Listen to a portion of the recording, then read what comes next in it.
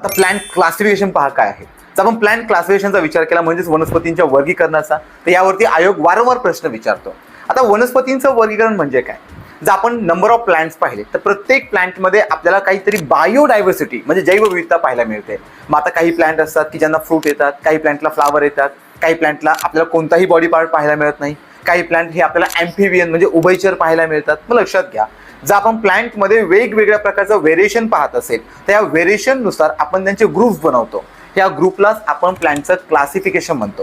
मग हे क्लासिफिकेशन आपण दोन ग्रुपमध्ये पाहतो. एक म्हणजे आपल्याकडे असणारा क्रिप्टोगॅम आणि दुसरा म्हणजे आपल्याकडे असणारा फॅनोरगॅम, की ज्यालाच मराठीमध्ये आपण अबीजपत्री आणि बीजपत्री म्हणतो. मग लक्षात घ्या, जर आपण क्रिप्टोगॅमचा विचार केला म्हणजे अबीजपत्रींचा विचार केला तर यांचे आपण तीन ग्रुप करतो.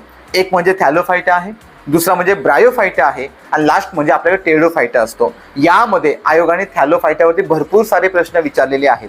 सो आपल्याला फोकस करायचं थॅलोफायटा, की ज्यामध्ये मोस्ट ऑफ अल्गे येतात. लक्षात घ्या, मग यामध्ये तुम्हाला काय करायचं आहे तर अल्गे हा टॉपिक चांगला करून ठेवायचा आहे आणि अल्गेचे एक्झाम्पल चांगले करायचे आहेत, की जसं रेड अल्गे आहे, ब्ल्यू अल्गे आहे, ब्ल्यू ग्रीन अल्गे आहे, देन आपल्याकडे येल्लो अल्गे आहे. या सगळ्या अल्गेंचे फंक्शन्स वेगवेगळे आहेत. त्याचबरोबर ब्राऊन अल्गे आहे. देन आपण ब्रायोफायटाकडे आलो तर ब्रायोफायटामध्ये अशा काही प्रॉपर्टी सापडतात की ज्यामध्ये प्लांट हा आपल्याला ॲक्वॅटिक कंडिशन ॲज वेल ॲज टेरेस्ट्रियल कंडिशन ह्या दोनही ठिकाणी वास्तव्यात पाहायला मिळतो, म्हणून त्यांना आपण उभयचर म्हणतो. हा सुद्धा आयोगाचा प्रश्न आहे. आणि देन पुढे गेल्यावरती टेरिडोफायटा पाहायला मिळतो, की ज्यांच्यामध्ये आपण ट्रू ऑर्गॅन पाहतो. हे सगळे झाले आपल्याकडे क्रिप्टोगॅम म्हणजे अबीजपत्री.